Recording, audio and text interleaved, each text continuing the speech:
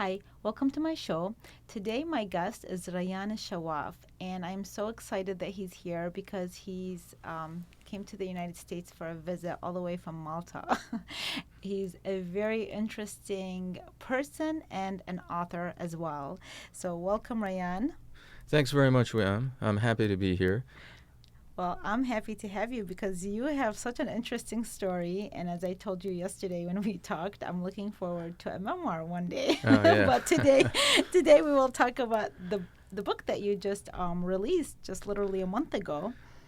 Yeah, I'll have to live longer and do more stuff to be able to write a memoir. But for now, yeah, this is my first book, and as you know, it's a novel, so Hmm. it's fiction. Okay, this is when all else fails. Right. You want to tell us a little bit about this book? Sure. Yeah. This is a novel with an Iraqi protagonist. A young Iraqi man is a student at a university here in the States, UCF as it happens, University of Central Florida in Orlando, and his life is essentially derailed by 9/11. As you know, the ripple effects of that cataclysmic event, basically affected people not just nationwide but all over the world. And this is one, little story about a guy who ends up lurching from one crisis to another in the wake of 9/11. It's darkly comedic, and but I'm hoping that beneath all the humor and shenanigans and such, that people find some serious themes. That was the intention, but it's up to the reader to decide whether I managed to pull that off. Well, I have not had a chance to read the book, but I will read it. And one of the Cool. interests that I have in it is you said is it the main character that's Chaldean? Absolutely, yeah. Okay, so that intrigued me. That piqued my curiosity because myself, I'm a Chaldean, and then Right. you and I went into this whole discussion of why did you choose a Chaldean, and Yeah, do you know any yeah. Chaldeans? But if you could just kind of share. By the way, we had a long conversation, not only through emails, Rayyan and I, but also yesterday. We had the honor of having you over at my house Yeah, for thanks very dinner, much. and had a wonderful conversation. So he knows quite a bit, and he's sitting here telling me a lot of history about the Chaldeans, some of which I wasn't even familiar with. So, but I'm really intrigued about that fact that why you chose Chaldean, and the different aspects with regards to other ethnicities of that region. Yeah, so even before I settled on a Chaldean identity for Hunayn, the protagonist, I knew I wanted to make him a Christian for a couple of reasons. One is simply that people might not be aware that there is such a thing as an Iraqi Christian, and people, meaning, That's true. Western Yes. readers and Americans. Hmm. And as it happens, I think that Lebanese Christians, for example, have greater international visibility. Even Copts in Egypt, for example, and there might be reasons for this. That the percentage of Christians in Lebanon is quite high in the Lebanese population, and the absolute number of Copts in Egypt is the highest when it comes to Christian communities in that part of the world. And Iraq, of course, under the Ba'ath, under Saddam Hussein, was a closed country, so there wasn't much going on in the way of, I don't know, ethnography or anthropological studies, or this, that, and the other, sociology, especially on the part of Westerners. So it might come as a bit of a surprise to some people that there are several Iraqi Christian communities with a very rich history. And so I decided but rather than turn this into some sort of historical lesson, I mean, oftentimes in the novel I have some fun with it. I mean, basically, some of the humor in this book derives from the fact that people automatically assume that Hunayn is Muslim by virtue of being Iraqi. But to make him I also wanted him to be a Chaldean specifically because I felt that given the interesting sort of a cultural symbiosis that Chaldeans have attained between their culture and heritage and ethnicity and the sort of Arab culture and surroundings on the other hand, would mean that he has sort of that he's well placed to basically move from his community into the sort of larger Arab environment, and that this would be an issue in the wake of 9/11 when he comes to feel quite indignant at the fact that Arabs and Muslims in the United States are being profiled and such. He has the opportunity, you see, to say, I am neither Arab nor Muslim, so it's got nothing to do with me, I can walk away. but is a good guy, and he decides to stand by the despised of our era, and what results is oftentimes kind of funny and kind of unexpected, because he's not really a sort of a born hero, as it were. He's a bumbling sort of character who doesn't really know what he's doing, but he's got a good heart. Okay.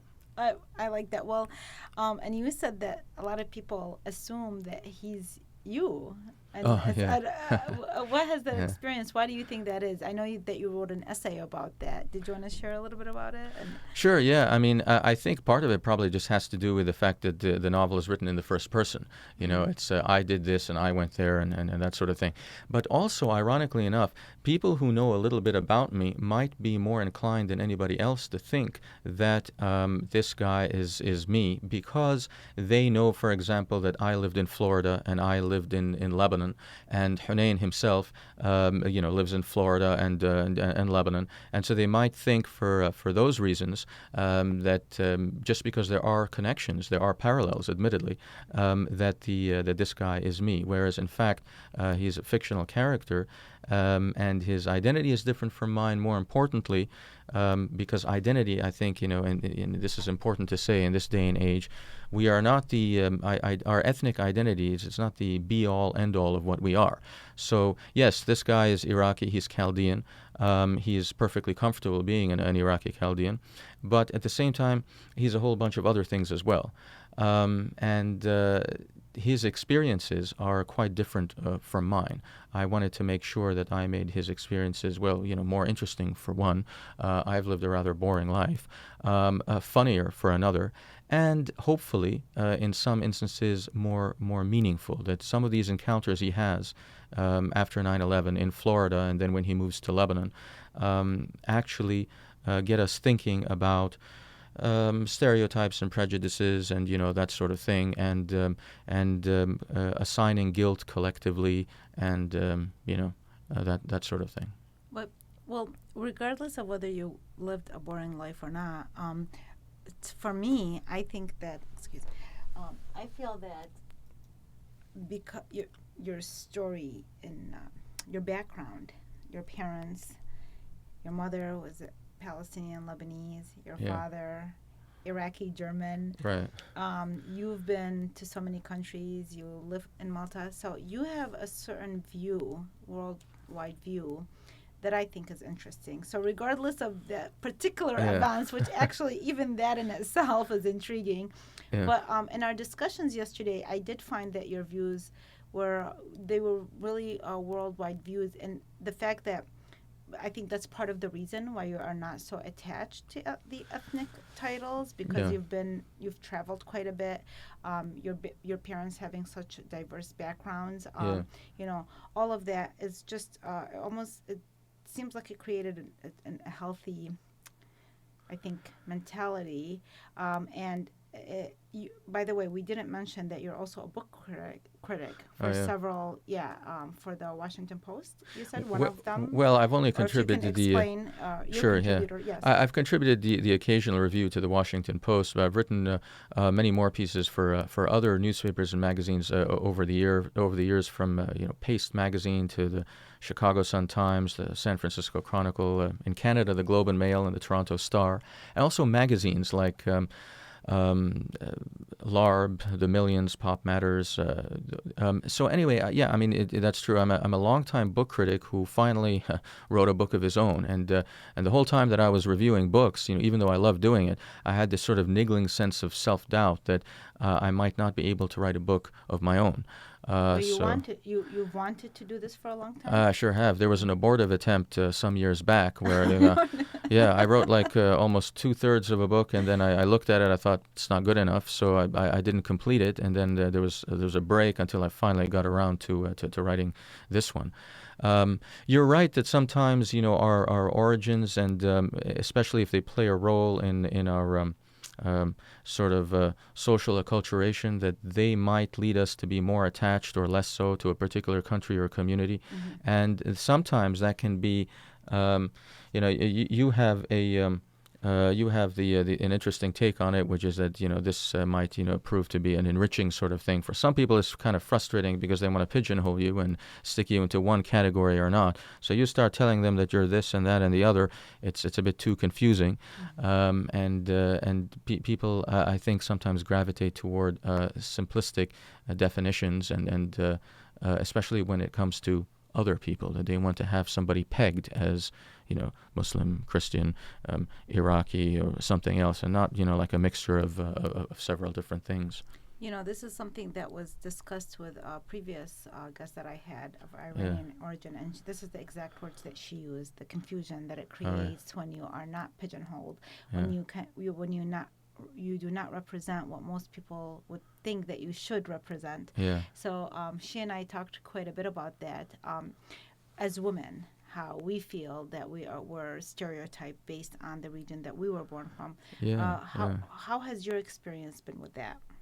Well, my experience has been a sort of a low-level struggle. I don't want to be melodramatic about it because it's like nothing really bad happened to me, but just a struggle to try to convince people that I'm perfectly fine with talking about my origins, but they don't really sum me up. Like, you want to know more about me? I mean, like just we'll hang out and get to know me, and you can decide for yourself whether this guy is worth, having a drink with or befriending or something. Because, like I said, it isn't necessarily indicative of one's personality that one happens to be ethnically this or that or the other.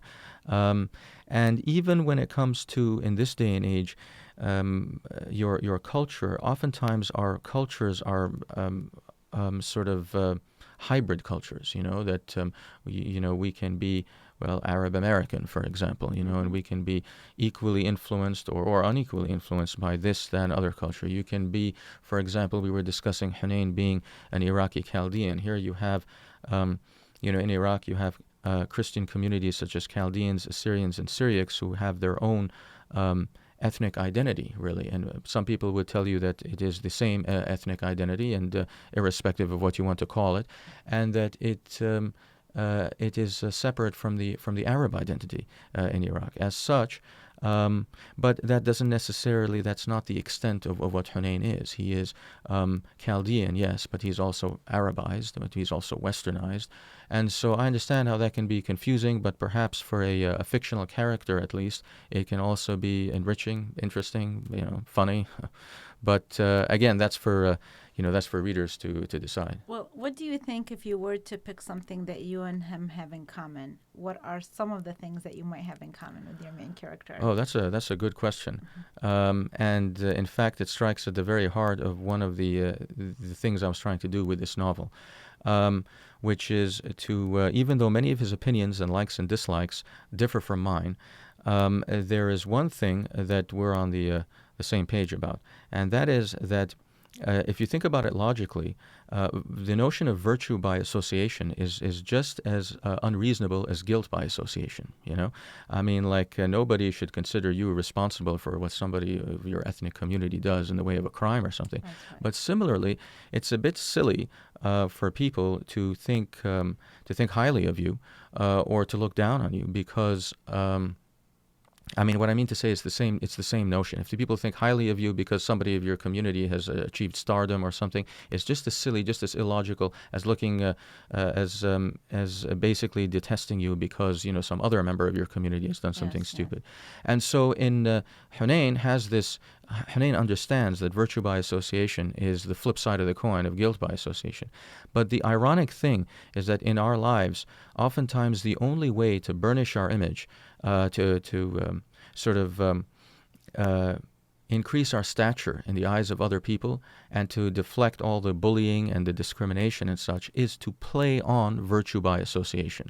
To say that, listen, to say to people who are bugging us or harassing us or discriminating against us that, listen, do you know such and such a person? Is your favorite musician? Did you know that, he and I are of the same religion or ethnicity or this or that? But it's like you're defending something by pointing at, well, look at this and look at that. Yeah. When really, you're reminding me, there's a book that I'm writing, and it has to do with parts of it of my Native American friend and things that he shares about people's views especially Westerners, towards Native Americans. Right. And he also feels that a lot of it is romanticized. Yeah. In some cases it's either that way, or in some cases it's stereotyped, Yeah. and it's really neither nor, Yeah. because there's bad people in that region and that way that do damage, and there's good people. So we've talked a lot about that, and I think same thing with the Arab American community too. There's still, you can romanticize the veil, or you can vilify it, like you're not supposed to do that, or you are supposed to, because there's beauty into that, and sometimes it's neither nor. Yeah, and that's a similar sort of situation, I think, similar to what I was talking about, which is how people might think that basically because members of your community or people with whom you have some sort of glancing association are criminals or terrorists or whatever, that you as a result also are a terrorist. And imagine if you find yourself in such a situation and people have these views toward you, and you don't necessarily believe that just because there's somebody from your community who's a major star or famous or something, that should change people's minds about you, but you know that it will. And so it's kind of sad that we sometimes resort to basically playing on the notion of virtue by association, even though we know it's just as silly, perhaps just as injurious in the long term as guilt by association, but it's the only way to get people off our backs, is to tell them, listen, so if, for example, you're gay or you're being discriminated against, or you're Iraqi, when at a time when people think, Iraqis are, terrorists or bad people, you point to somebody who's gay, or who's Iraqi, or who's Muslim, or who's whatever it is you are, and somebody who is well received in the public domain and famous and this and that. Say, did you know that person, and you kind of burnish your image that way. Yeah, and this reminds me of a story when I was young. I don't know. I think I was like 12 years. This was in middle school, and kids picking on each other and stuff. And I remember this one girl. She came up to me and she says, "Why do you like Michael Jackson? He's gay." And I said, and my answer to her was, I said, "Well, you like Boy George." Oh, yeah. But that was, I don't know that Michael Jackson is gay or not, but Yeah. she's trying to say because has these feminine elements. Yeah. But yet she totally, did not see, and who she admired was Boy George. Yeah. So sometimes it's kind of also the quickest way to kind of put a Yes. image up so that the people can see, Yeah. and it does wake people up. It might not be, but it's the easiest and quickest way to Yeah. say, look, and sometimes it does a click. Like I know I was sharing with you that the Chaldean community and the Assyrian community, but this happened after the 2010 incident with ISIS. So after that, there was a lot of tension between the Arab and the Christian community, the Muslim community. Yeah. But even not just with the Muslims, but just with Arabs, and because there's Christian Arabs. And part of that was just because that's what they were seeing, is the images that were being portrayed. Yeah.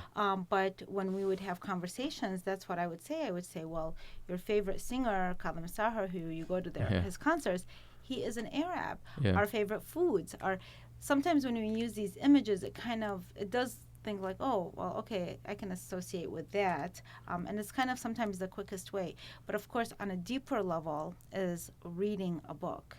Yeah.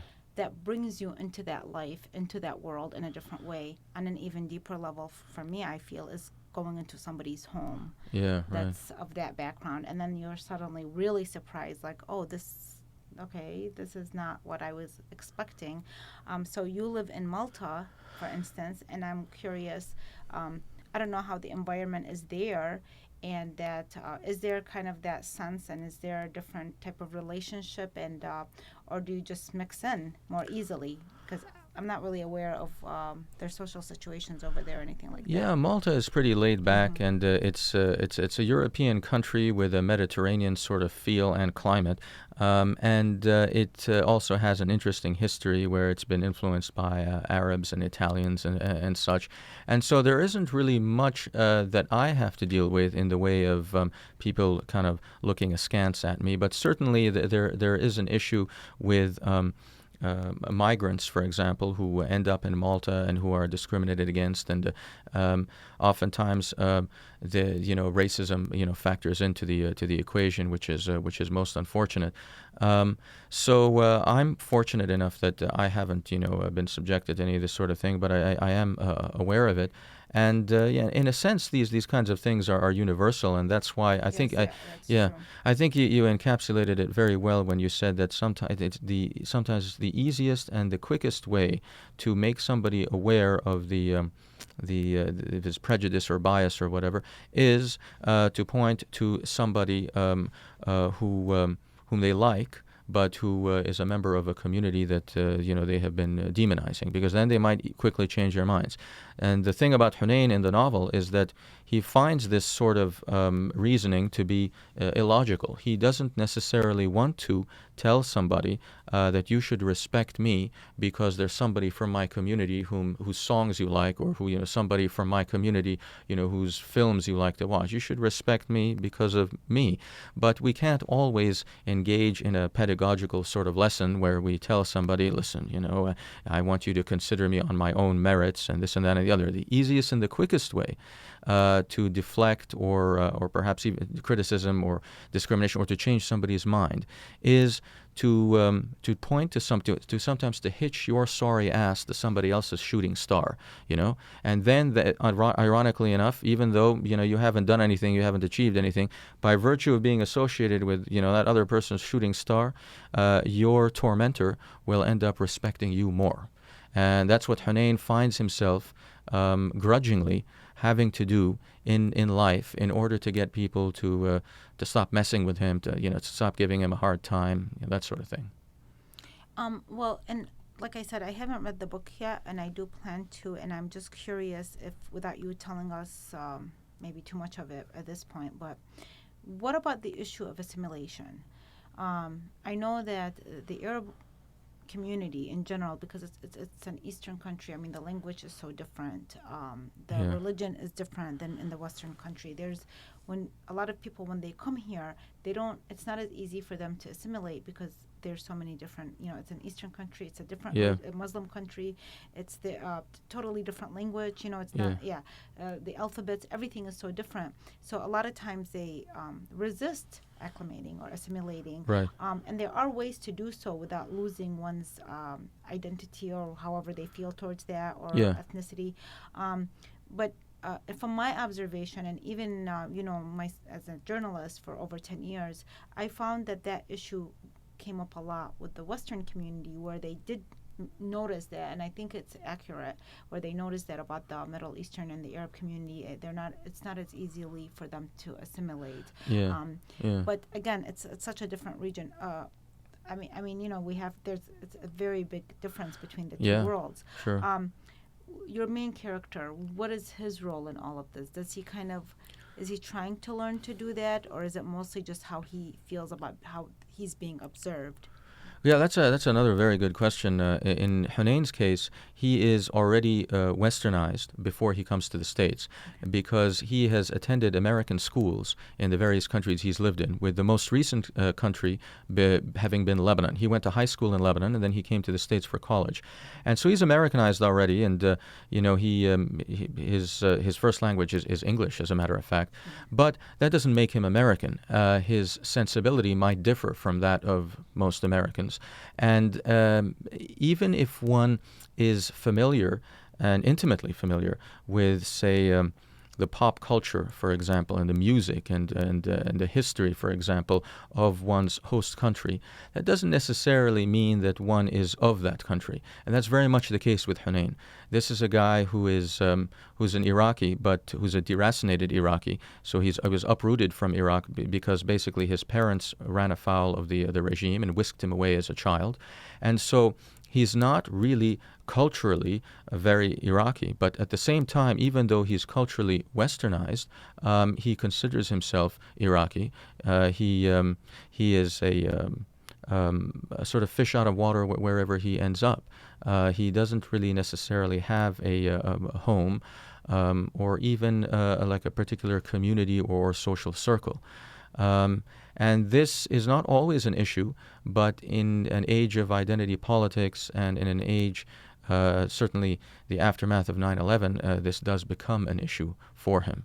So, what do you think that somebody, a non-Middle Easterner, reading this book, what do you feel that maybe, without giving away too much, Yeah. of the story or at the end or anything like that, what would they walk away? What would there be a difference of an understanding or a perspective that they would walk away from the story with? Well, yeah, certainly somebody who is generally unfamiliar with that part of the world might find it interesting to come away with the knowledge that, for example, not all Iraqis are Muslim, not all Muslims are religious, etc., and that there are some countries in the Arab world that are actually quite diverse on a religious, on an ethnic level. Well, like Lebanon. Yeah, exactly. Lebanon, where I lived, which is, of course, made up of several different communities, religious sects and such. But I'm hoping that it's the story and not just the sort of tidbits of information that resonates with people. A story about a guy who finds himself in a very difficult situation and repeatedly tries to make the right decision, even when making the right decision sometimes might redound to his harm. Sometimes in terms of ending up being demonized. I mean, here's a guy who, like I said, decides that he is not going to dissociate himself from Arabs with whom he shares many cultural similarities, or even with Muslims in general, even though he's a Christian and he's a Chaldean, because that wouldn't be the decent thing to do. But of course, as a result, that's going to make life rather difficult for him in the aftermath of 9/11, when you have people understandably indignant about what happened, the terrorist atrocity, who decide to allow their indignation to metamorphose into discrimination and to hatred and extremism and that sort of thing. And this is a guy who wasn't cut out to be a hero. He wasn't cut out to be some sort of crusader for rights and anti-discrimination and such. But he's a good guy, and he ends up having several experiences that one might find funny, but also hopefully, as you alluded to earlier, like informative, and that people might come away thinking, I never thought of that. I never considered that might happen. So, wow, the book sounds very exciting, and I feel that you really, really know your character and your ideas.